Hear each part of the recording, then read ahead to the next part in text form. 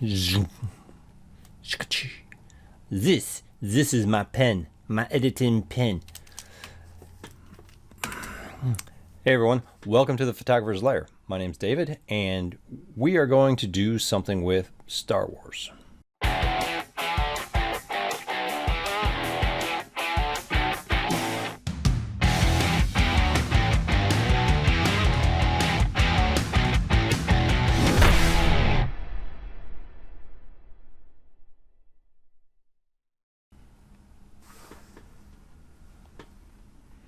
Yeah, I've got a lightsaber behind me. So this is going to be a quick Lightroom edit demo using some images from a photo shoot a couple weekends ago with IPPG, the Indianapolis Professional Photographers Guild.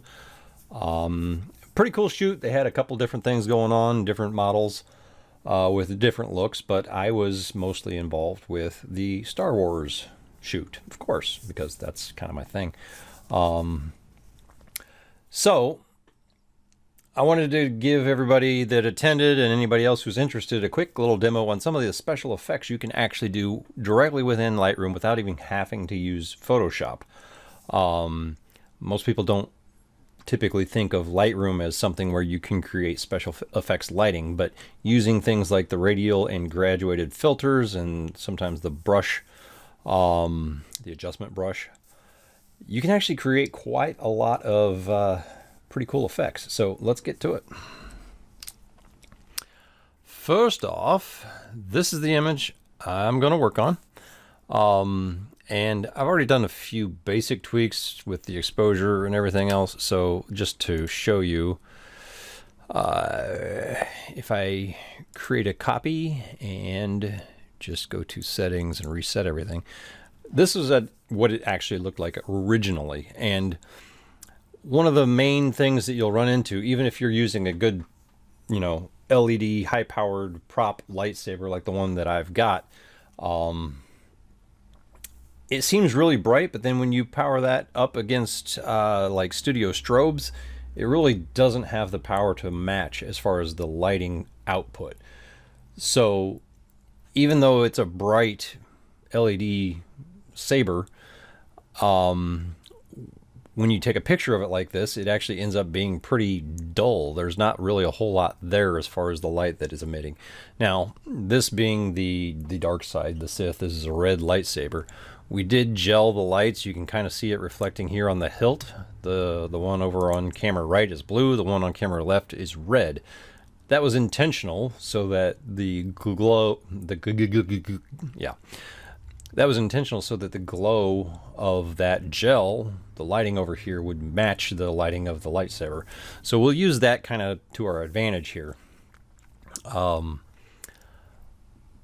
But to get started, basically, I wanted to bring the exposure up a little bit, and I added just a little bit of clarity and brought up the shadows as well. So really not too much of an adjustment. I usually will bring down contrast. I know that's not what most people seem to think they'll do with this, but some of the lighting effects that we're going to add actually increase contrast, and if you start off with a high amount of contrast, it will end up being too much.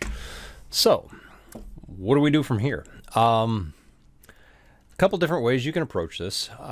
Sometimes, I'll just start off with a radial filter, and just to get something quick and simple in here, and bring that around and just rotate it to where it's lining up on that lightsaber. And if you hit the O key on your keyboard, that shows you the edit overlay, or what is being adjusted. So everything that is highlighted red is what is being adjusted. Now this is kind of backwards from Photoshop if you're used to working with a Photoshop mask overlay, where things that are red are being masked out of the image. Not the same thing here. So we actually want to have this impact the inside where the lightsaber is. So down here at the bottom, underneath all these adjustments, there is the invert button. So now everything that we do is going to affect the inside where that lightsaber is. So I'm going to hit O so I can see what I'm doing again, turning off that overlay. I'm just going to bring up the exposure, and down here at the bottom there is a color button. I'm just going to bring that all the way over to red and make it be a color. Now you can also use the hue here, and that can help kind of fine tune or adjust it. But what you'll notice if you do that, you can't change the saturation level of it, which doesn't necessarily matter with what we're doing here, but when we get to adding some highlighting to her face or whatever, if it's just this and it's too intense and you try to bring the saturation down here, this will completely remove saturation from everything. So you end up making whatever you're editing black and white, not just desaturating the color that you're adding to it, and it just doesn't look natural. So this color selection down here can work a little bit better in that effect, because you can change the saturation just by bringing it down around here, and there's actually a slider for it right here, so you can tweak that as you want to. Now you'll notice this doesn't really look like it's much yet. We still have a little bit to go here. Typically I will add a little bit of haze by reducing the dehaze, which seems a little counterintuitive maybe, but that's how it works. And then I'm going to actually use the adjustment brush and basically do the same thing, and just paint it in this time.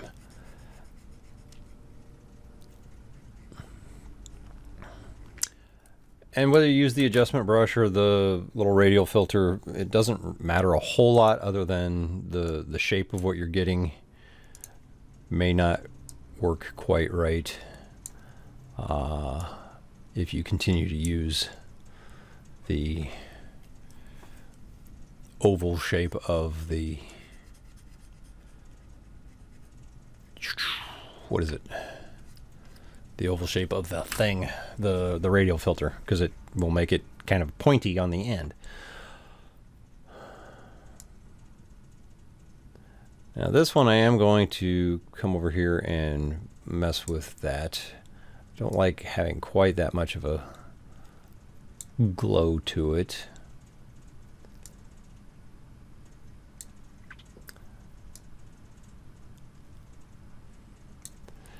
Basically what you're going to end up doing is creating probably 3, 4, maybe even 5 copies of this to get the effect to look the way you want.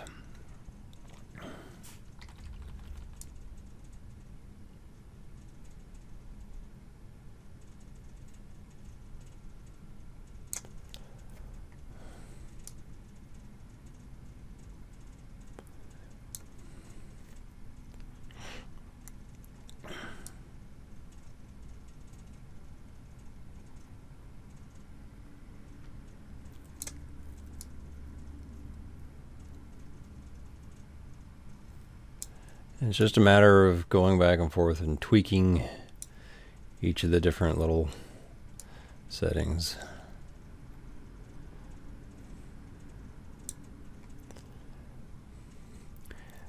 And let's see, if I bring that color into it again, does it make it more deep red? Yep.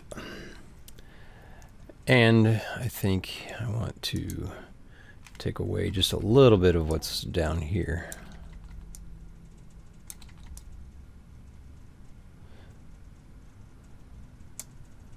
Like so. Create a new one. Go back in here. I'm going to just make this one like that.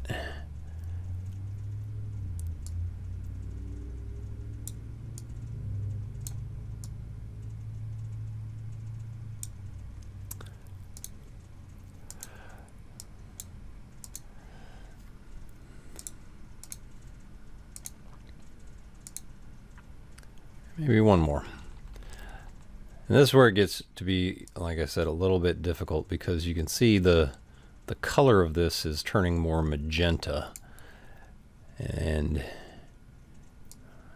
it's not necessarily the color that I want.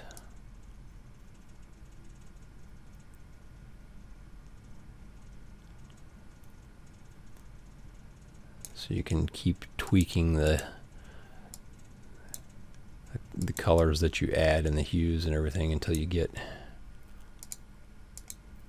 more red. So that's a pretty decent glow effect. Now, what do we want to do for her face and arms and everything else? Well, I'm going to create another one of these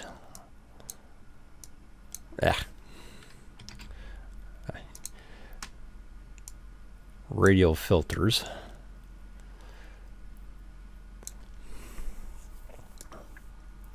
Kind of bring it in like that. I got to invert it again, and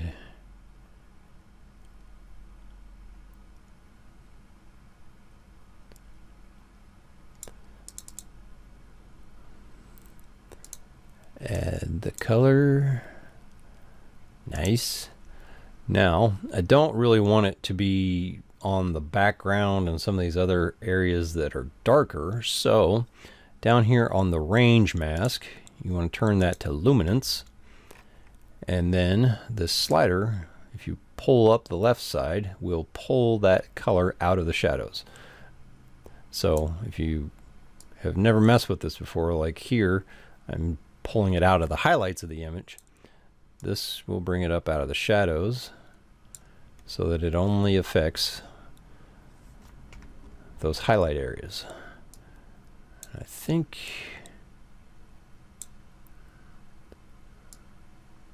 might maybe play around with a couple of the other things just to add some more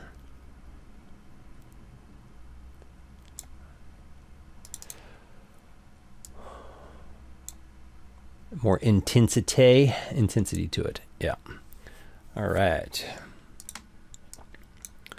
So that looks pretty good, but you can see right in here, it's pretty faint because, like I said, this is a pretty dim lightsaber, but I actually want to recreate the glow of the saber blade in her eyes. So we're going to use another one of these, same thing we did to actually create the lightsaber. Again, bring the exposure up a little bit here. I'm going to go with a very small paintbrush. That was too much of a flow. I need to adjust that brush. Yeah, the flow's all the way up here at 100. I don't want it to be quite that intense. There we go. For this kind of effect, I like to try to keep it pretty subtle. In this eye, it's going to be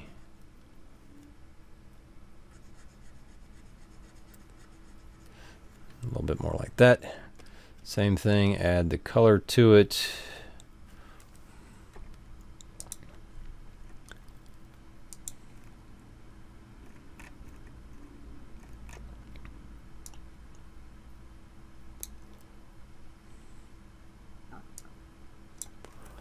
All right, I'm going to do one more. And this one I'm going to just use to kind of add that color into all of it.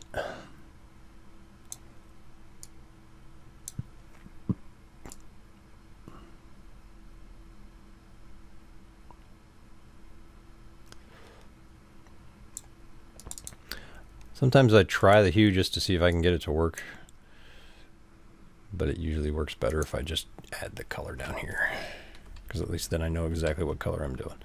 All right, so that looks pretty cool. She's got some, what? Okay. That's not what I wanted to do.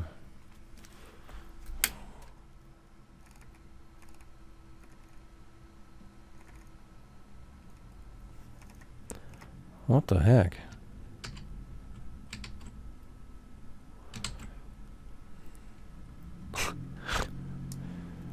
Okay. Cut that. All right, so if I'm editing that,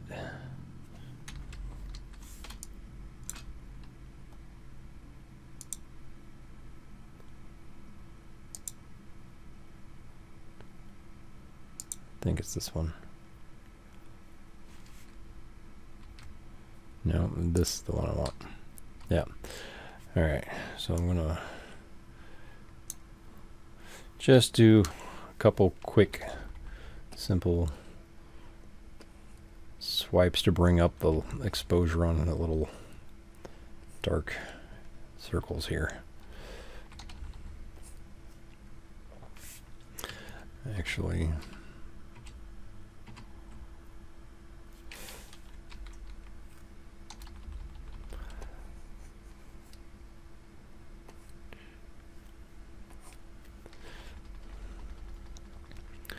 and then the other thing I want to add is just, since you've got this pretty bright hot lightsaber over here, I'm going to add a bit of a highlighting onto this side of her nose and her cheek, and then her forehead as well.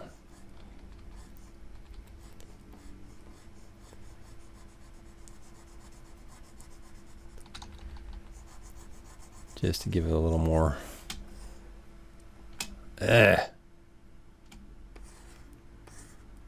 get a little too fast and this thing starts jumping around because it's just kind of touchy.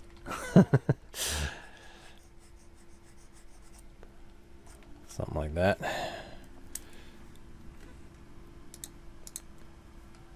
There, that looks pretty cool.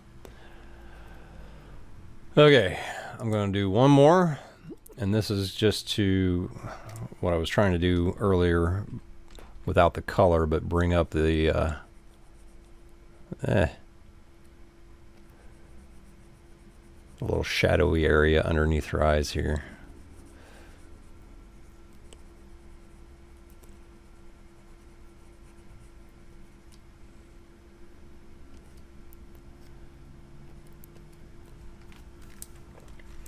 Something like that. All right. That's pretty cool.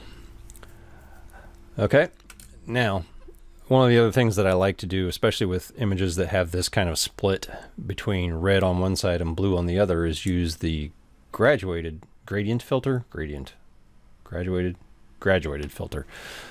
It's a gradient, whatever.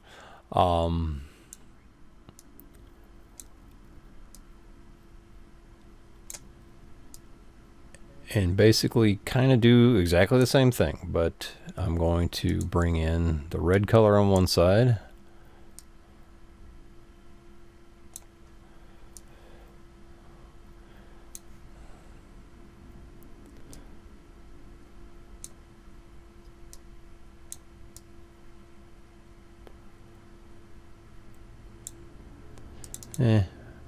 Just a hint of it is good for me on this one. And click new and go the other way.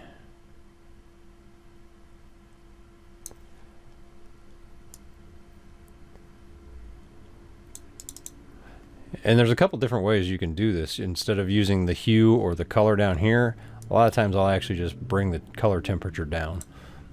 You can see that kind of makes it a deeper bluish purple. And you can tweak that a little bit with the tint.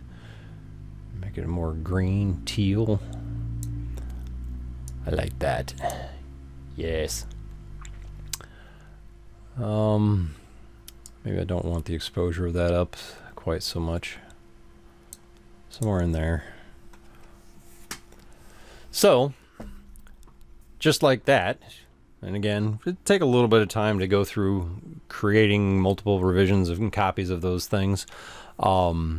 The other thing you can do with that to make it go a little bit faster, especially if you're doing multiple ones up here, if you click on this control button for the adjustment brush or any of the radial or graduated filters, if you right click on that, you can actually duplicate it.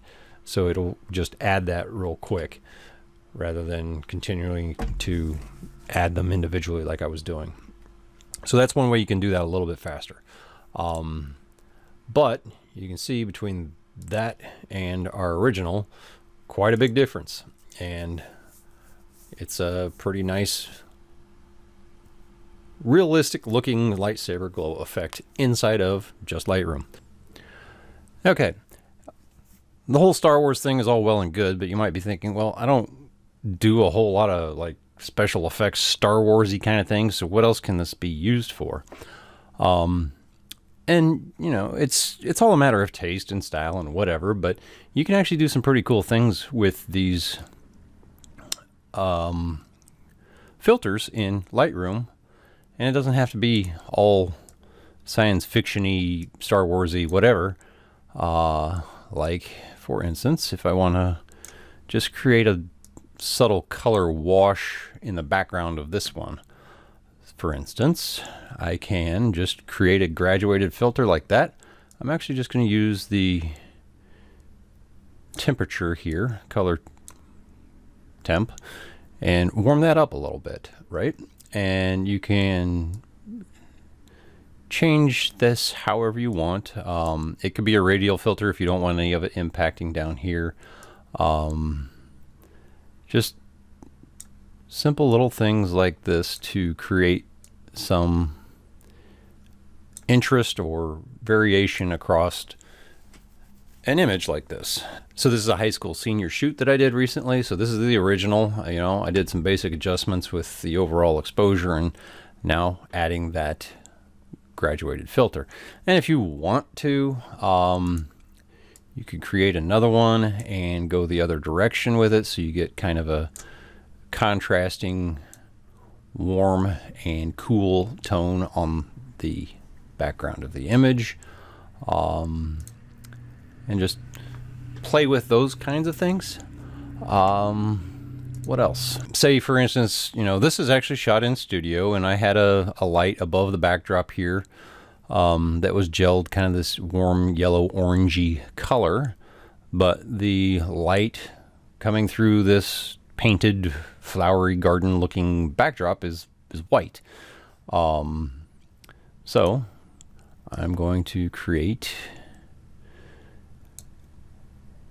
one of these lovely radial filters, invert that so it's in the center there, and just pick a warm yellowy color.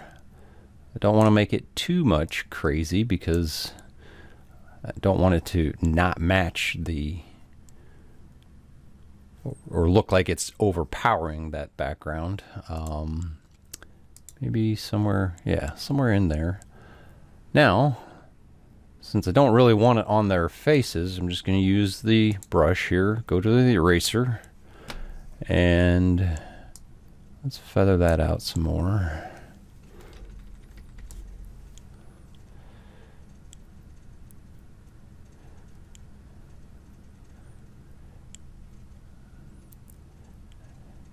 And bring it in like that. Now, additionally, I do actually like the lightness or bringing up the exposure on their faces, but I don't want it colored, so I'm going to create another radial filter just for their faces and kind of bring that like right in here, invert it, and then you can just kind of adjust where that works to bring some focus onto them, something like that. And then you can do, you know, everything else that you like to do with these images. Maybe come in and bring in the luminance of the orange tones a little bit, and I'm going to create a bit more of a vignette to kind of center in and focus on them. So just a few of those radial filters. We went from the original like this to that. Pretty cool stuff. Hope that helped. And there will be a full walkthrough edit in Photoshop of another image. So that would be this one. So you'll get to see, no, that's not the final. Where is the final? This? No. There we go, that. So we'll be going through a complete Photoshop edit of this image in my Patreon group. It's a membership site, and each week I post editing demonstrations like this for the mid-level and upper-level members of the Patreon. The link to that will be in the description of the video, as well as my free Facebook group, The Photographer's Lair. So feel free to check those out, and let me know if you have any questions. Have a great week.